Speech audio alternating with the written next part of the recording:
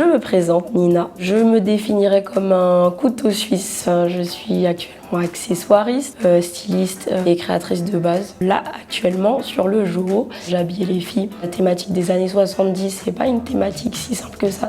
C'est une thématique très riche. Donc il a fallu construire les looks, les décors. Je me suis refait quelques films des années 70 pour me remettre dans les ambiances. Il y a des petits accessoires qui m'avaient un peu tapé dans l'œil. Par exemple, à un moment sur un des tableaux, donc on va retrouver un milkshake. Donc c'est des petites poses emblématiques, bon, qu'on fait toujours, hein, mais qu'on retrouve assez systématiquement sur les tableaux et les compos de certaines photos des années 70.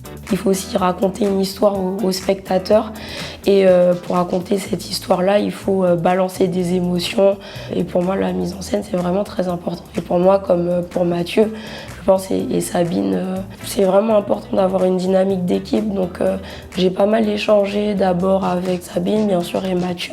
Je pense que ça a paru logique d'inclure l'afro parce que c'est vrai qu'à l'époque, le cheveu crépus était, même avant les années 70, avec toutes ces problématiques de ségrégation, l'afro est un peu mis au placard. Et puis comme la période des années 70 c'était vraiment une période d'émancipation aussi bien pour les femmes que pour les communautés afro, c'est un symbole fort.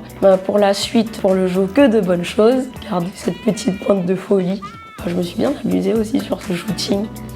Et mention spéciale pour l'idée de Mathieu avec le parachute, où on s'est bien amusé aussi. Bon, c'était un peu technique, mais c'était cool. Sur ce jour, j'espère que vous allez en prendre plein les yeux.